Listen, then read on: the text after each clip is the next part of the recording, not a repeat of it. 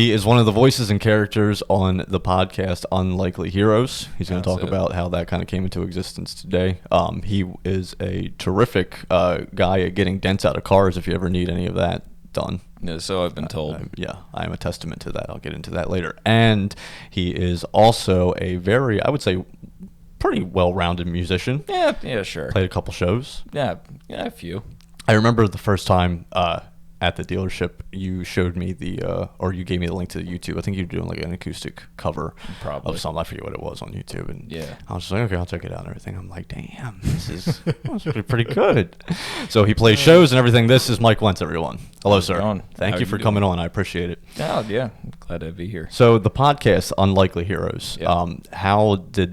First off, why don't you just kind of explain a little bit of what the podcast is about? Oh, boy. Well, are you familiar with It's Always Sunny at all? Yes. Okay, so it's like that, but we play Dungeons and Dragons. Okay. Sort of, I guess. I don't know how to quite explain I could see how that comes together. Yeah. We all just kind of yell at each other, then we roll dice and see if we yelled correctly at each other. Whoever yelled the loudest is the winner. It's usually me. So it's based off of Dungeons and Dragons from your friend or sort of. Yeah, so character? The way that he did it was, if you're into the D&D scene at all, you know there's like hundreds, if not thousands, of podcasts. Yes. And they're all about the same thing. They all take place in the same books or the same whatever. So Ryan Krause, the guy he's the brains behind everything, just kind of went, well, I'm going to do my own thing. So he just kind of adapted the rules and decided he's going to make it, we're 80s action figures. Yeah. And this is season 2. We're 80s action figures that run around inside a mall and try to figure, I don't know what the point is yet. He hasn't really revealed enough. He just says, here's where we are, here's what we're doing. So he came to you with this podcast and said, this is a podcast we're doing, we're going to run with it. Right. Okay. Yep. And you all voice different characters. Yes. And your character is? Skullgabor. I am a blatant ripoff of Skeletor. So Rob is one of the other guys. He was Robert Cop. Okay. So he's RoboCop. My wife just went with a generic teddy bear. She figured there's plenty of those around. Yes. She can kind of go for the Care Bear. And I'm like, well, we have 2 good people. Might as well throw a villain in there and see what happens. So the 2 of them try to do everything right, and I just stand by and watch or actively try to sabotage everything. It's great.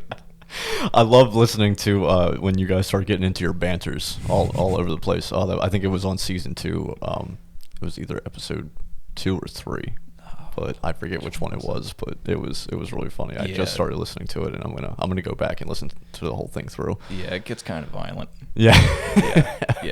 Probably the best example of who we are as a crew is season 1, episode 10 was just a wild tangent that Ryan went on. Okay. And we used to do a gimmick where we would answer questions for our characters at the start of each show, like a fun little fact about each character. Yeah. And we started talking about sauces. And we had Rob went on this long tangent out of character about how he hates ranch dressing. It's like he can't stand the consistency of it, the smell of it. He just hates it. Yeah. And we're like, oh, well, Rob, that's not your favorite sauce. What's your favorite sauce? He goes, oh, it's a wing sauce that I get at a local place. And we're like, well, what's that sauce? He goes, well, they call it hot ranch. And we stood up and we're like, you said what now? And it just, the first 10 minutes of that episode is the 4 of us just ripping each other to pieces. On the hot ranch. Oh, yeah. So he doesn't like ranch, but if it's hot. If it's mixed with hot sauce, he's good. He'll take it. I don't understand it either. There was a bit on, did you ever watch the Late Late Show with Craig, when it was Craig Ferguson? Oh, I've seen a few clips, clips, and he does this bit where he's like, dude, he's talking, he had like a horse, sidekick or whatever, and he said, with like this robot horse thing? Yeah. And he said, do you like salsa? And the horse like shook his head no, and then he's just like, spicy? And the horse shook his head yeah. He's like, so let me get this straight, no salsa, but if it's spicy, yes, salsa. Yeah. Yep. I guess Rob's the same way. Oh, that's awesome. I don't know.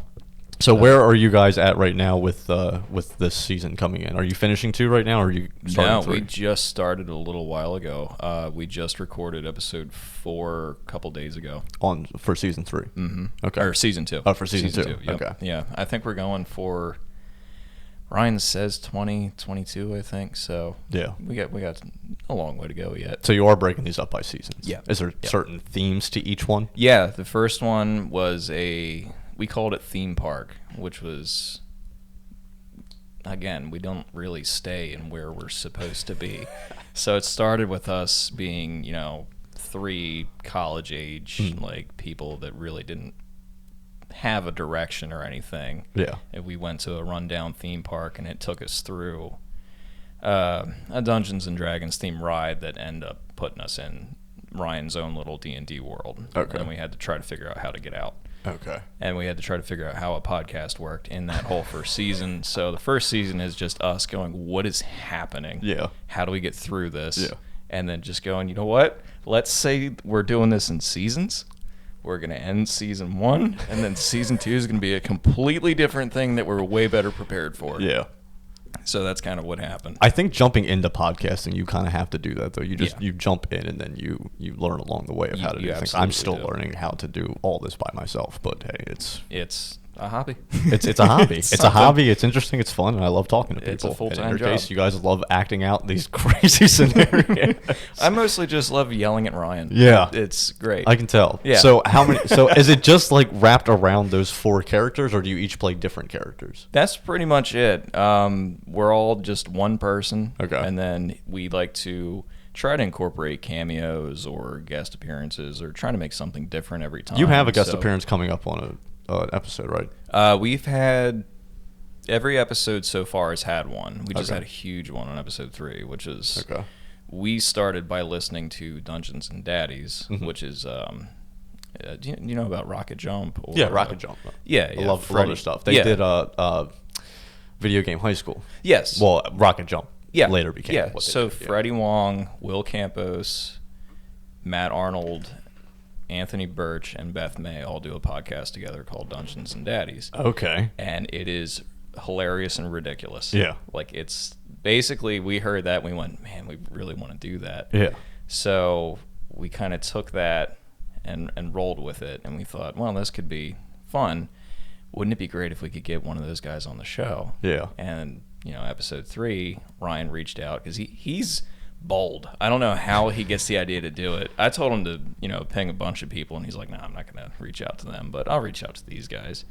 And he reached out to, those people, and Beth May responded with, yeah, that'd be awesome. We'll do it. Okay. So she was like one of the ones that I love hearing the most on the podcast. She's like the quirky, odd, you never know what she's going to say. I never saw it. I got to check it out because I love Freddie Wong. And he's great. It's so funny. Yeah, he's fantastic in that. Especially as the dad on Video Game High School. Did you ever watch? I haven't. Oh my gosh, I need to check more into It's so funny. He plays himself, and he's as ridiculous as he always is in his videos. Well, that means I need to check it out because he's fantastic. It's really good. They actually that went pretty mainstream. It started out as just a bunch of independent YouTube contenters coming together, and then they just made this giant series that he was on a couple talk shows and everything about it too. So it's really good. I'll have to check into that.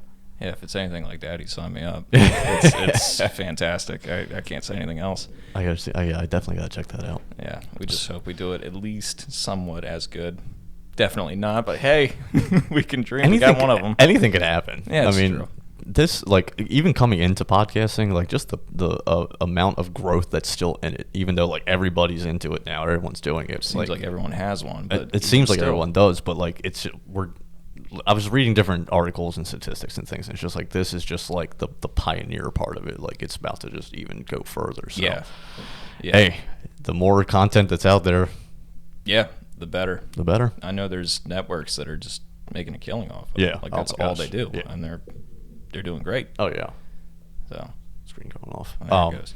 So Dungeons and Daddies definitely will help influence it. For sure. What other ones were influence kind of at least because it's such an odd show, and I mean that in the best way possible. Because it's like a sitcom, but it's also a podcast. Yeah, it's crazy. I think for us, the other influences, at least for me, is it's Always Sunny. Yeah, because we just all have that. We really don't care. Yeah, like when we sit down, our poor editor Joel, we put him through so much.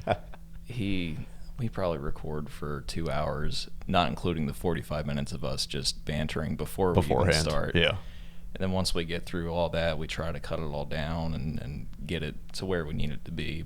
And this is all audio? All audio. Okay. Yeah, all audio. Ryan does some art that he posts with the episodes, but other than that. Have you thought about doing video? We've considered it, but it's just one of those things where there's so many moving pieces with 4 people on it. Yeah. It's like... Well, I've seen there's something similar. I mean, not even close to what your podcast is, but like in a similar format. And they just had like 4 cameras posted up around, and then just edit that all into one thing. I don't know. I am a big advocate for having 2 platforms in the audio and the video, because it's just it's so funny the different amount of people that are YouTube people and the different amount of people that are like just straight podcast listening to people. I mean, it's the statistics are crazy. Yeah, I mean, even when we were asking people like, hey, if we did this, would you listen to it? A lot of people were like, I'm not on Spotify, but if you do YouTube, I'm like, well, there's one guy that we're not going to get right away. Yeah. You know? Yeah. So even though like if you have an iPhone, you get Apple Podcasts for free. You know, if you have a Google phone, you get Google Podcasts for free. I mean, like a lot of people, I know a couple people that listen that are specifically just Google Podcasts. It's kind of weird with that loyalty stuff too. Like when you listen to it, it's the same thing. Just what do you have? Just I don't know, find it and what you got and listen to it. And there you go. Yeah, I've always been a Spotify advocate myself. I love Spotify. It's so, I mean, everything's so great. there. I just went back and found, like, I scrolled down all my playlists. I have way too many playlists, and I had Spotify since 2014. Yeah. So I found all these old playlists from 2014 I started listening to the other day, and I'm just like, I am doomed for the rest of this week. Yep. Yeah, I just keep adding everything to my liked songs. And my wife's like, why do you have like 600 songs? I'm like, that's not even close to what it could be. I listen to a lot of the same stuff over and over again. Yeah, same. I had a song, was that the 2020 year in review, there was a song that I hated. That was my #1 song. And I'm like, how did that happen? Oh, right, the band. Okay. Yeah. So just that's how I do my homework. I listen to it over and over again. Yeah. And it's a song that we couldn't do. Like we tried it and it never worked. And I'm like, you know what? I hate this song. Never want to hear this song again. This sucks. Don't want to hear it. Yep. And then it's like, you're in review, that song. And I almost threw my phone. That's where you see, you're just like, get out of here. Yeah, no.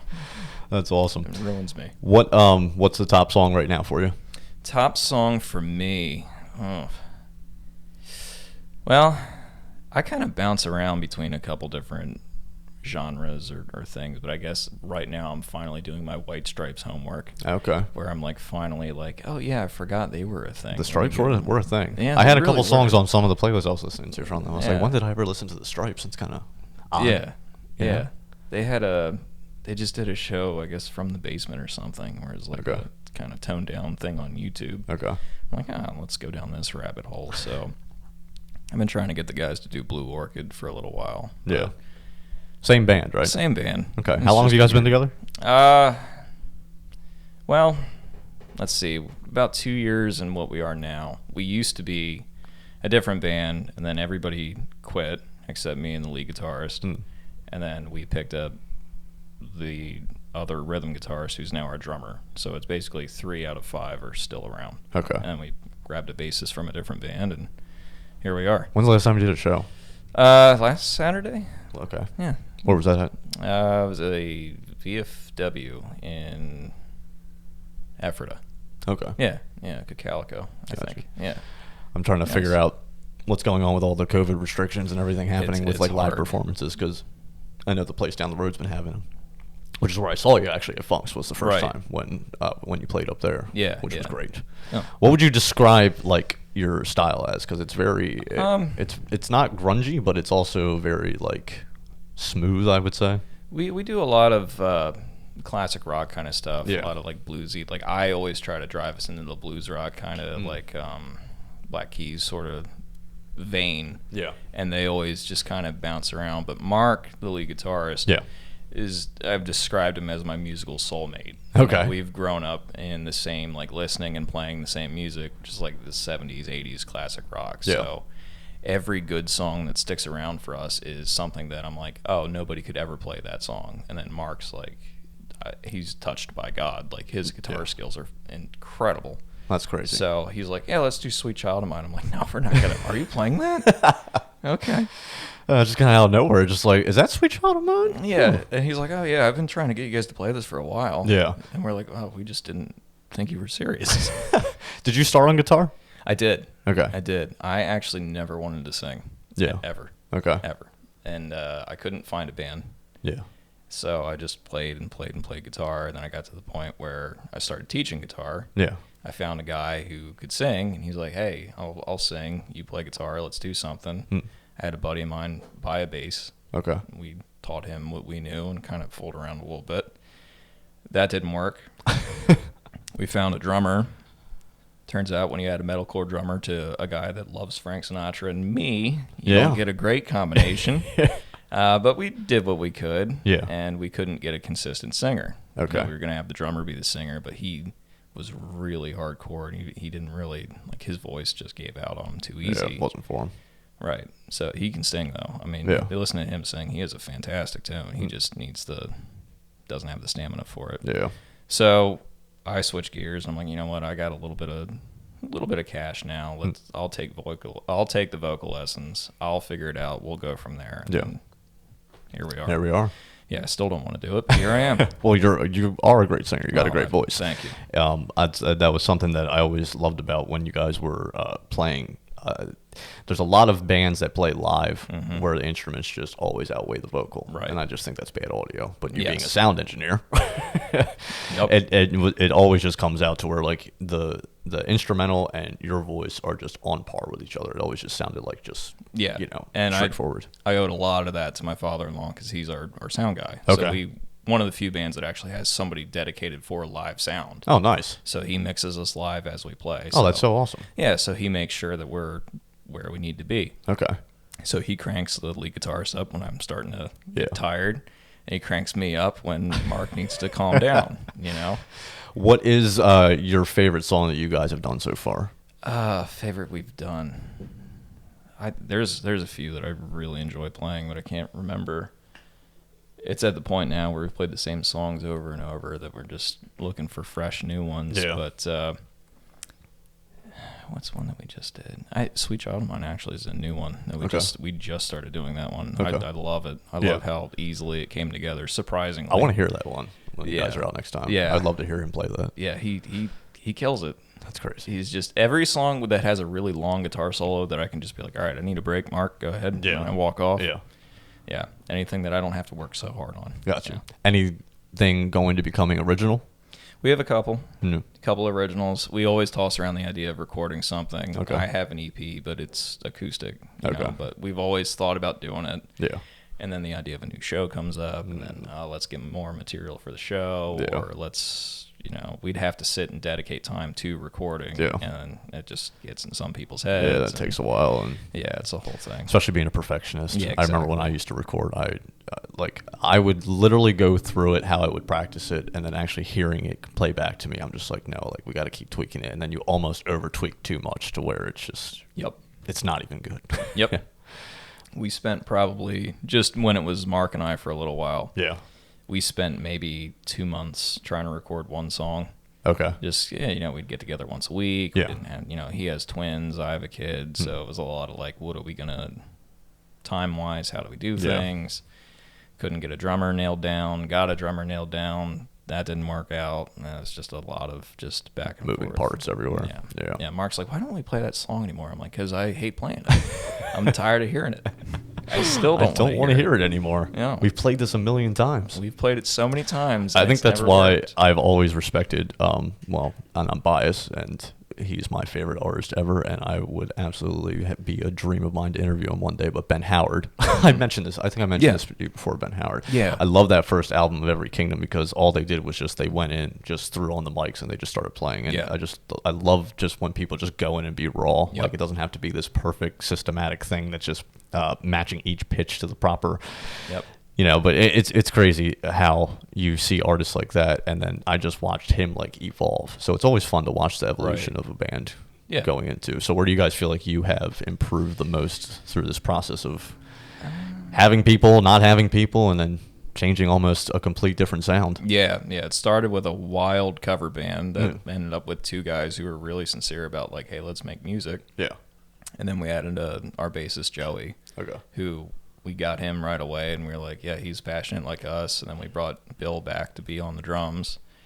And then now we finally hit the point where with COVID and all that, we got through that. We got fresh material down. We're at the point where we're all just on each other. We're on the same page. Like everybody just gets along so easily that now it's like we've figured out where we came from, and now we have to figure out where we're going to go. Yeah. So it's a nice place to be. Yeah. So now with going into these upcoming shows that you're going to be booking and everything, are you going to like what would probably be the top 3 songs that you'd be doing right now? Sweet Child of Mine, obviously that's a new one. Yeah, that's a new one that we definitely want to get out and get playing around. We pretty much just try to find what song's really going to hit at a venue. And we try to, like, if we played the VFW, we went for a lot of classic rock, like just heavy classic rock stuff. Yeah.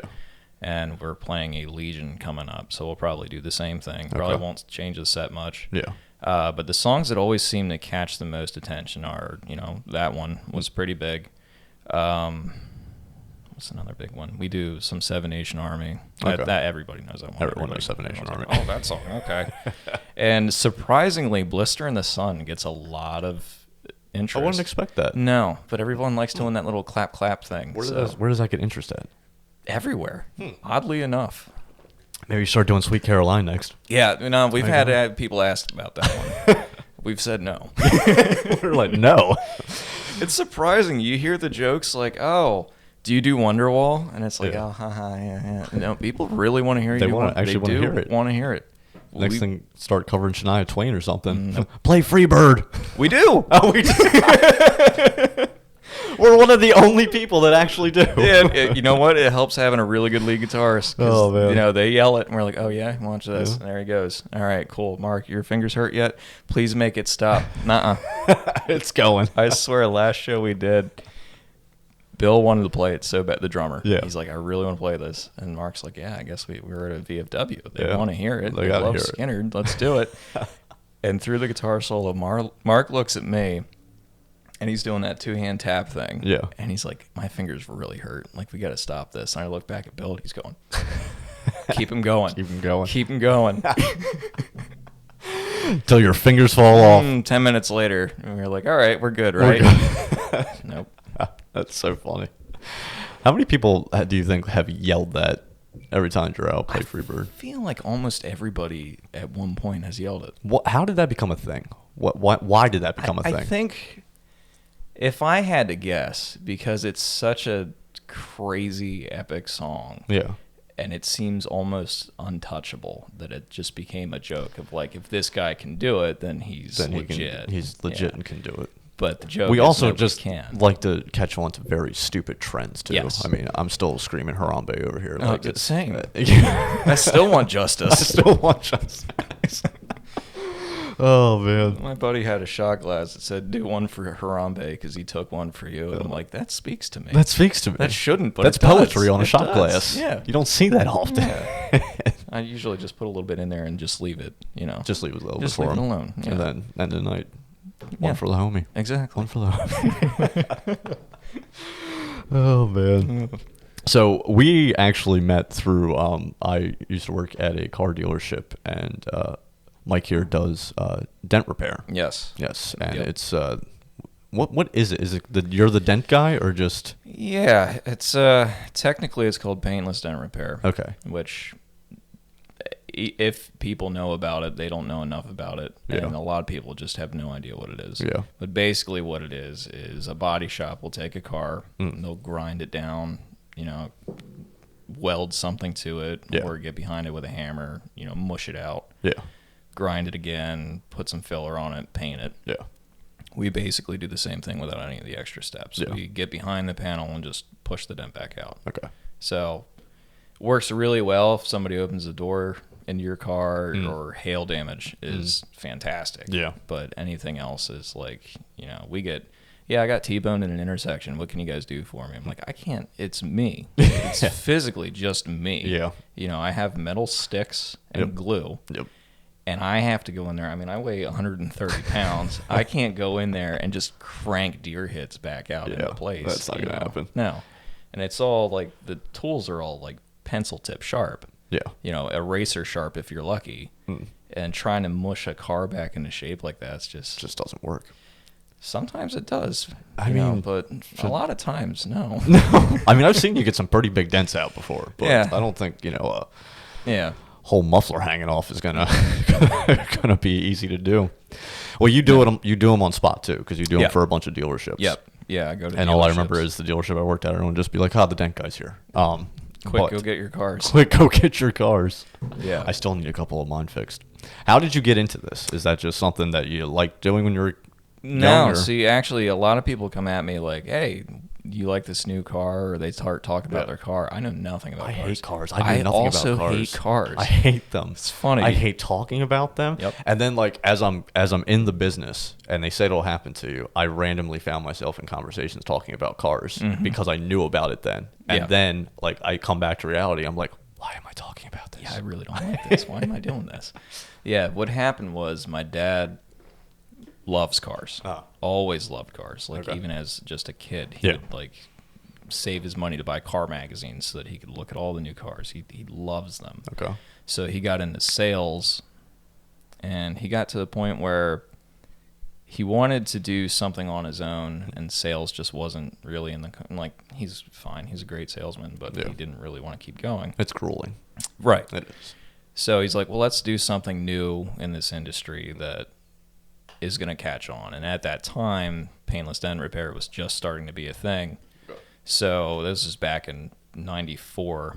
He flew out to Seattle, took a 2-week course, and then his own words, not mine, he was really bad at it for about a year. Okay. And then he figured out how to be good at it. And in the time, we have better tools now, but back then he had to, to make a softer push so that you're not, stabbing through the steel. He would put just roll after roll of duct tape on his tools to try to make it softer. It got to the point where he got really good at it. Like, I still think he's one of the best in the industry. Yeah. Even locally for sure, but internationally could be. But it got to the point where he's been doing that since 94. I went through the typical job hunt growing up where I worked at a bowling alley when I was a teenager. Yeah. And I was like, well, this obviously isn't going to go anywhere. This is my future. I quit there, worked at Subway for about 3 months, and I'm like, well, I definitely don't want to work at Subway or go to Subway ever again. Somebody will bring me a sub from Subway. I'm like, I'm not eating that. Yeah. I know what that is. Yeah. I don't want that. It's not fresh. It's not fresh at all. They chop it fresh that day, but that doesn't mean it got there that day. Especially when it's just all out and there's just flies and everything going around it. They're pretty good about that, but yeah, it's I don't know. Terrible. I've seen some stuff, but I've also been in some shady Subways. So. Right. Yeah. So I went from Subway to a fantastic pizza place, and that was fun, but probably my most fun job I've had. And went from that to security for some reason. Security, okay. Security. All right. Yeah. That didn't work. As you can see, didn't work out. It didn't work out too well. And through then, I was going to hack for a little while, and I'm like, education's not really what I want. None of this makes sense. And I'm like, maybe I'll start doing dents. My dad's like, you don't want to do that. I'm like, yeah, why not? It'd be fun. He's like, it's not. But, if you work hard, it's a lot of hard work. You have to get really good at it. You're going to suck for a long time. Yeah. Like years. It's going to be hard. But once you figure it out, you can make some money. Okay. And I'm like, well, that's better than, I get to work for my dad, so the job's not that hard. We'll figure things out.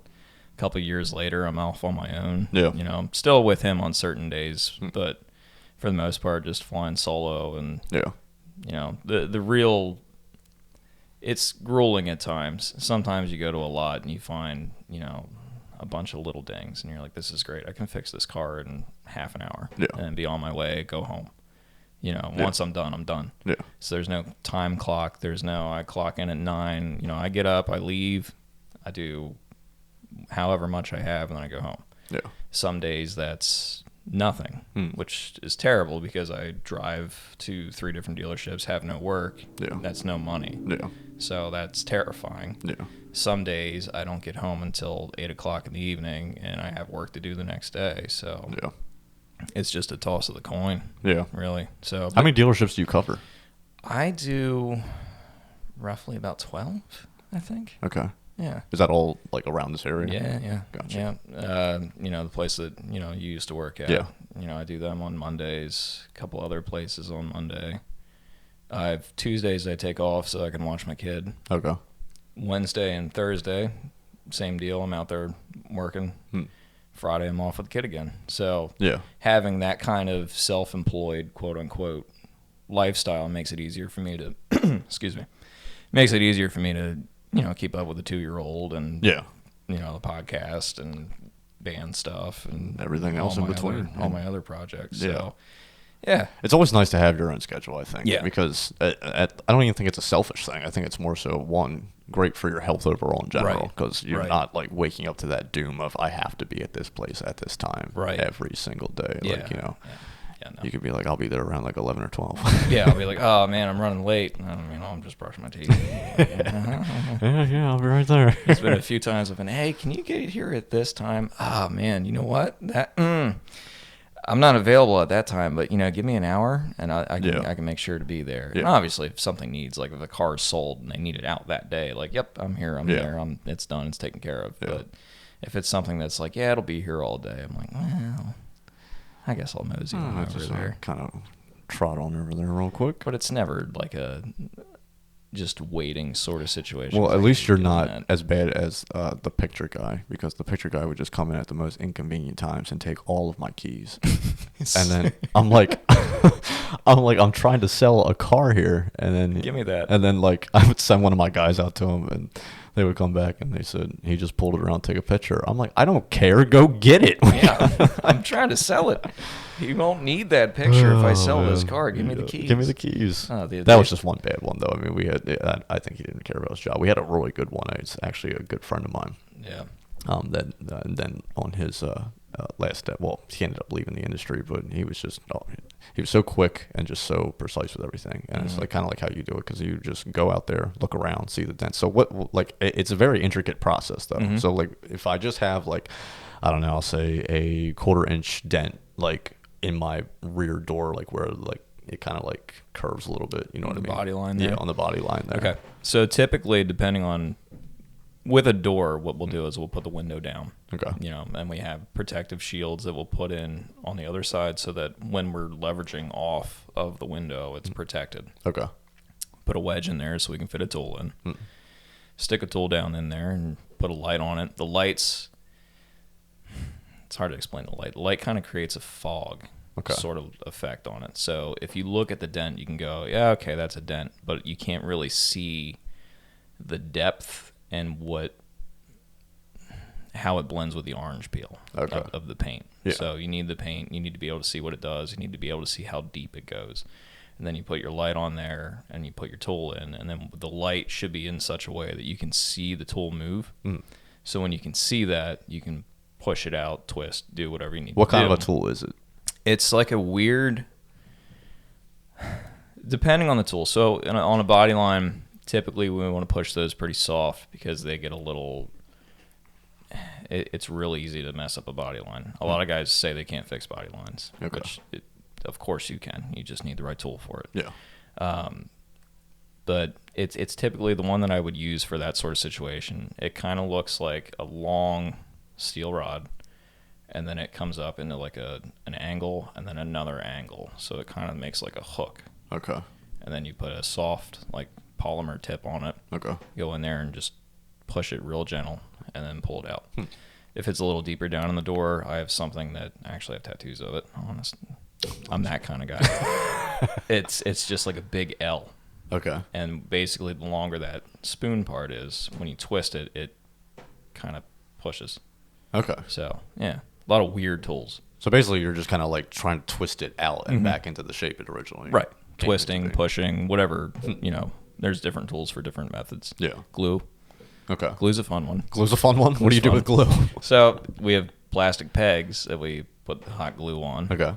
It's like PDR industry proof hot glue. You can use the Walmart stuff, honestly, okay. but it's not as good. Yeah. There's different chemical reactions to things that certain temperatures are better than others. It's a whole thing that I don't really know about. I just use it. I just use it. I pretend to know. You put the glue on the peg, stick it on the dent. Ladies and gentlemen, if you want Mike to do anything to your car, just remember, he doesn't know what he's doing. I know what I'm doing. I don't know how I'm doing it. It's very important distinction. Sometimes I know what I'm doing. Yes. Most times I just make it up along the way, which is another fun part of the job, is there's no straight answer to any dent. So if someone says, I got a half-inch size dent in my door, I immediately have to ask what kind of car it is. Okay. Because different cars have different shapes. Yeah. Different shapes have different internals. Yes. Materials. So if someone's like, I got a brand new Civic with a dent in the door, I'm like, okay, I know what that is. Or if they say, I have a brand new F-150 with a dent in the door, it's like, well, those are two different materials. One's aluminum, one's steel, one's harder to push. You could be the exact same dent in two different cars, and it will never push the same way. Okay. So it's always a challenge. It's always good to have a challenge. I'm bringing up the podcast here real quick. Go for it. Because I'm very interested in that. It's called Unlikely Heroes, right? That's correct. It might be under Unlikely Hero Show. Unlikely Hero Show. Because I wanted to play the one that I listened to because it was so funny. Just us. And that was another process, trying to figure out who was going to be what, who was going to do what. And it's just, that's funny. Like, your wife cracks me up, too. Yeah, she's really funny. She's, again, if you follow the It's Always Sunny sort of metaphor, she's our Charlie. Just, you never know what she's going to say. I think it's... How many episodes are in season 1? Season 1, I think there's 22. And then season 2 or 3 so far. Yes, this is it. I found it. Okay. Let me get to here. I'm so unprepared. Oh, it's all good. I'm a horrible host. Horrible podcast host. I think you're doing just fine. Everyone destroy me in the comments. No, don't do that. He's putting so much effort into this. Where is... Nobody deserves comment hate. No one deserves comment hate. Some people do. Some people do. Rogan? No, I'm just kidding. Rogan. Hey, now. Nah, he's powerful. Don't go after him. Don't go after him. Don't even mention that name on this show. He'll take you down in his bunker. It's actually how I got started listening to podcasts, was Rogan. Makes sense. But he was smart. He did it like way early. Oh yeah, and just got into it and didn't even know what the hell he was doing. Was the best part about it. And he just got himself figured out and rules the world now. He does rule the world. That is the issue. Okay, why can't I get to the episodes? Are you on Spotify? I am on Spotify. Oh, that's probably a technical issue on our part. Here, I'll do it this way. It might be because I'm not signed in. Every time we publish an episode, it's Rob, wait, this went wrong, please help. Somebody help me. It's good not being the guy who knows how to do things. So you can just tell somebody else to help. That's the most, crappy thing about having to put all this together. I love doing this stuff, to be honest with you. Yeah. I always loved video editing and just different types of editing. I always loved just, I don't know, stuff that had to do with audio and video production. Right. And, so, doing this by myself, I get everything done so quick, and I'm like, I could have easily spent a lot more time on this, and I'm just trying to, get it out just so I have to do it. I'm just whatever. If you like it, you like it. If you don't, you don't. Yeah, and that's you got to have a little bit of that. Unfortunately, I feel like we have a little bit too much of that. And including the playlist. All right, this is just episode description, and then it just says also you may like. Okay. I'm confused. Which episode are you trying to? Well, this is episode. What episode is this? Let's just see.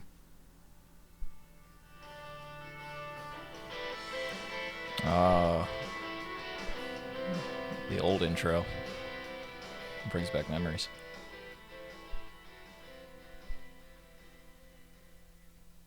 Hi, welcome to the new Unlikely Heroes show before the second season. After the show, yep, that's my wife. Fun, casual thing that we're gonna do. Oh, now. is this the? It says episode description. I know what this is. What wonderful. Is this a clip show? This is the clip show. Yeah. Okay. This is the highlight reel of all the things we thought were worth listening to. Oh, well, this is the perfect thing to play then. Exactly. Hold on. Is Joel McHale here? Where is he? I brought my white shirt. No, that's the elite Patreon tier. Oh my god. Can we have a Patreon where I just wear white shirts and dump water on myself? We can. Can you do that on Patreon? I'm not going to subscribe. But you might. Well, I mean, some people see that. So, I kind of feel like it'd be more appropriate if it was I was just going to say that, but only Ryan. It's not sexual. Maybe it's not sexual if it's not an OnlyFans. Maybe that's what we need instead. On OnlyFans. Yeah. I don't think we have one of those yet, but we've talked about it. Rob's toes and he's just clapping. That's all it is. It's just clapping secrets. Do you know those little symbols that people wear in their fingers? The little what are those? Castanets? Oh, I'm sorry. Yep. The other symbols with an S, not a C. It's not castanets. It's little things. I think it is. Okay, well, I'm gonna put those, but on my toes. Is this the bantering before the the actual? Yeah. This is the thing. We had a guest for the final episode of the last season. Don't ever send me. I wish I could actually bring the seasons up. This is quite. Don't ever Snapchat me your toes. Fucking castanet. I might hurl. See, there's a story with Rob and his toes. What is the story with Rob and his toes? Rob is actually a licensed firearms dealer. Really? Yes. Okay. He's, among other things, Rob is a highly intelligent, like, you have a question for anything, you go to Rob. Rob has the answer. He's just, I don't know how he does it, but he knows everything. Huh. And because he, has the ability to buy and sell guns, yes, he has a lot of guns. And he, for some reason, has very articulative toes. Okay. So if we're in a group chat and somebody says something and it's like, oh yeah, Rob, well, this, that, the other thing, or whatever, he will send a picture of both of his feet in the air with a Glock in each foot. No. So Rob has infamous toes. Oh, that's funny. It kills me every time. He sent one. There's a bunch of Vienna sausages in one of the mags too.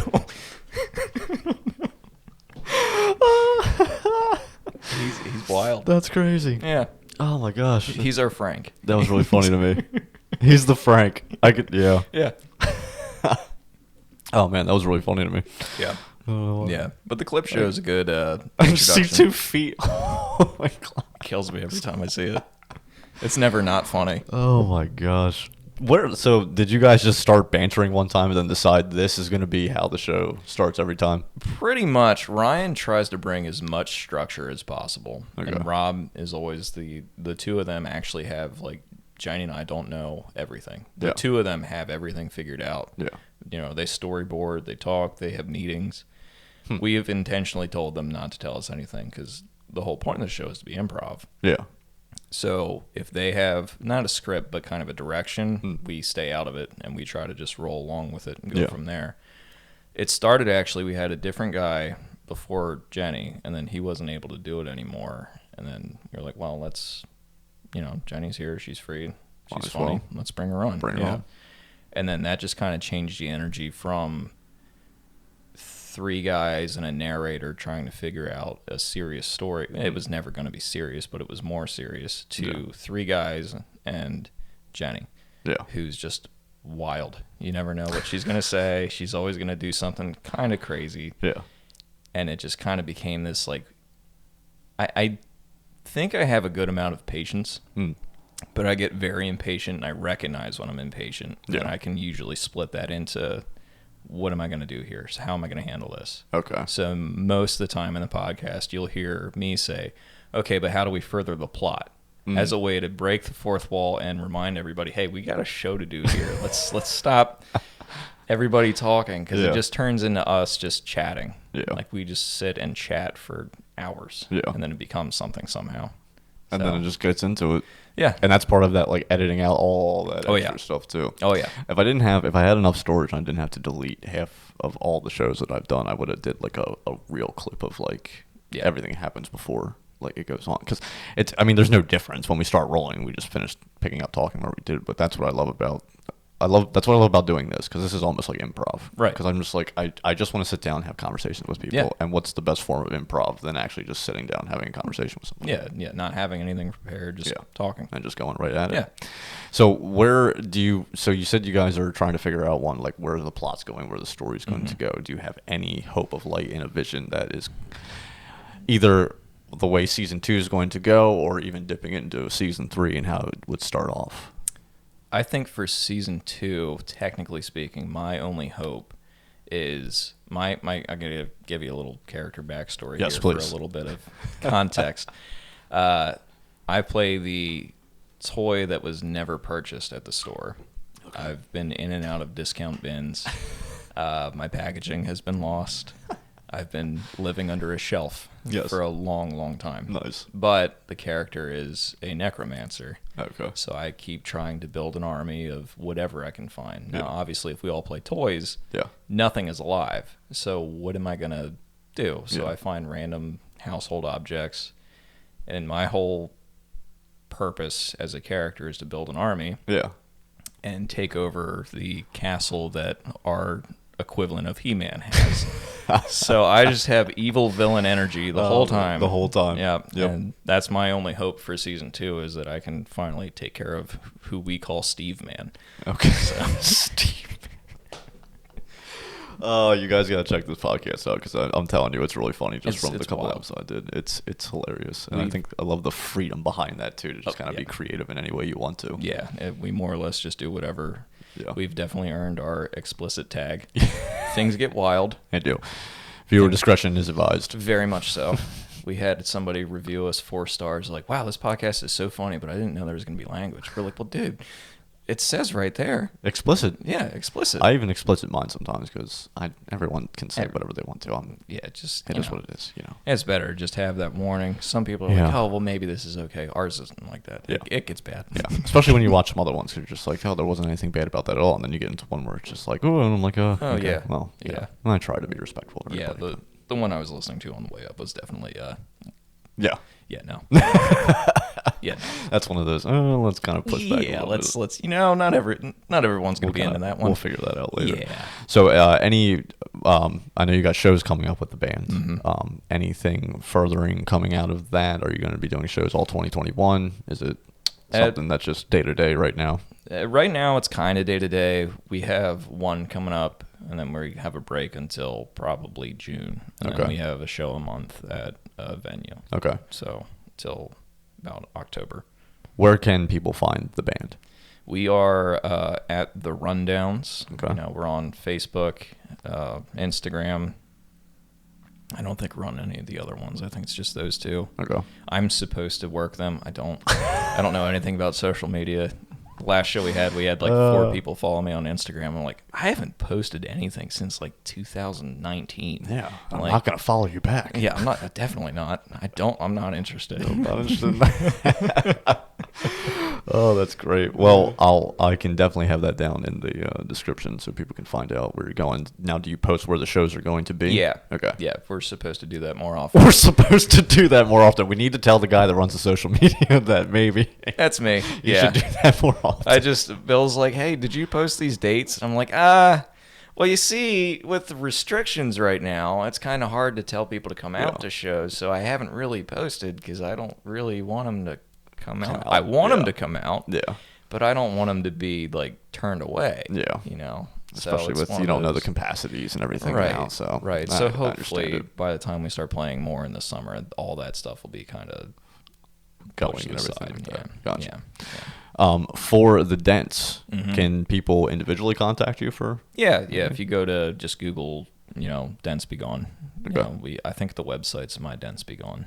But again, it is Dents Be Gone. I just think I remember that's what the card said. Mm-hmm. It did. Yes. Yep. Call that number. I'll probably be the guy that answers it. Gotcha. Yeah. And then you'll come to them and I'll make them come to me. Never mind. You'll come to them. No, I used to do house calls, and I got to the point where I was like, this is just way too many. Yeah, it's way too much. So just doing the dealerships right now. Dealerships, yep. Meet me at the dealership. Yeah. And everyone gets hesitant because they're like, I don't want to deal with the dealer. You don't. You deal with me. Yeah. I deal with them.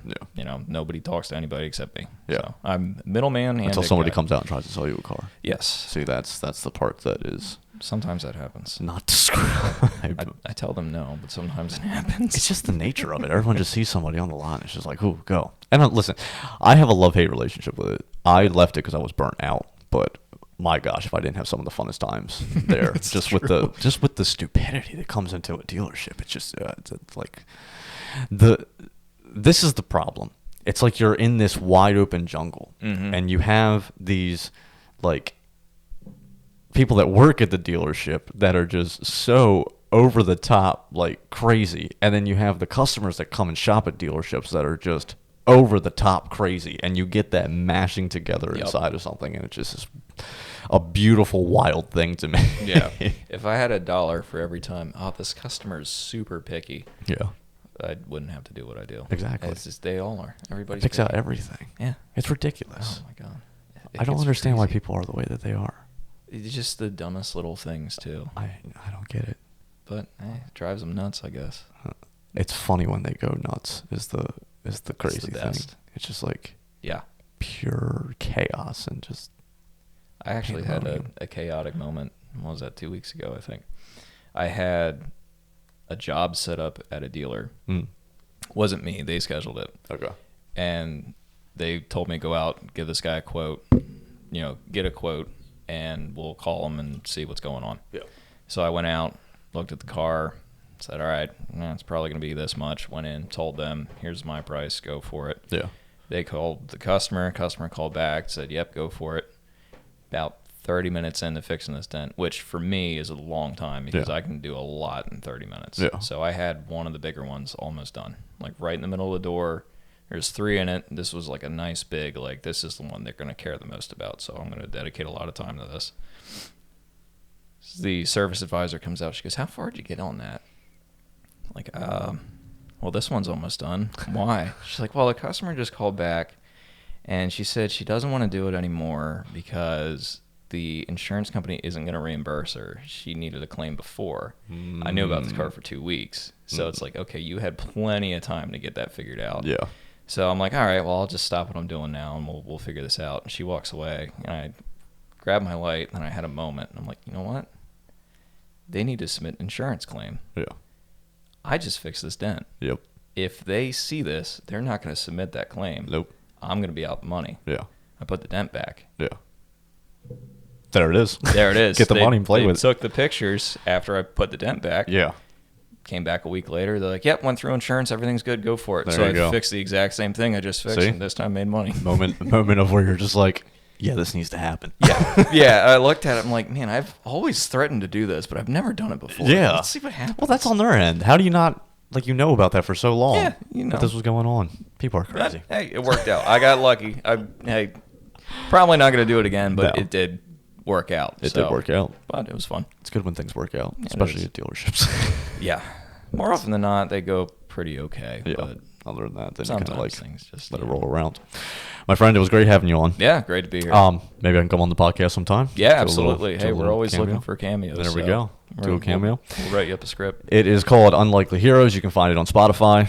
And I think you got to look up the Unlikely Heroes show. Yep. And then that will pop you up to it. The logo, I think, is a sword. Yeah, it's like I should have wore the shirt. It's a sword with Unlikely Heroes underneath. Yeah, Rob designed that. You'll be able to find that because I will have the link in the description below. I'll also have a link to Dents Be Gone and a link hopefully to the Facebook if they haven't shut it down yet for non-activity of posting. They might have. They might have.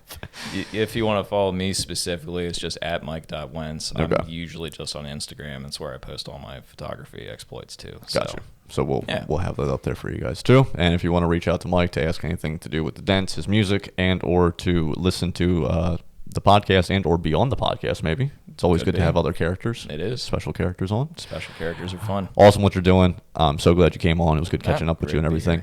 As always, we are on Spotify, Apple Podcast, and on YouTube at Wallace Production, WALLESS Production. You can watch all the videos there. and we are having a special contest starting next week. And it's going to have to do with this video, so you're a very special person on here. Wonderful. So this video here, we are looking to get 50 shares. And how we're going to do that is, if you are the 10th share, the 20th share, the 30th share, the 40th share, and the 50th share, whoever those people are going to get a $10 gift card or gift certificate or whatever, however I do it digitally, or maybe I'll just mail it to you on Amazon. So $10 on Amazon purchase. So if you share Mr. Mike Wentz's episode and listen to us talk, and you don't have to listen to us talk. Now it's limited to 2 shares. I can see who shares it to. So that means if you shared it first, and then you wait for 8 more people or 9 more people, and then 8, because you would be the first. So then 8, and then that's 9, and then you do 1 more. That would be 10, and you get the gift card. There's a way to rig this game. There's a way to rig it. Yeah, you figured it out. But only 2. So I hope you guys participate. Again, it doesn't matter who listens, how many likes, how many things. I just love sitting down talking to people. So it was great to catch up with you, sir. Yeah, you too. Thank you. Thanks for having me on. We'll see you later, guys. Thank you. Thank you.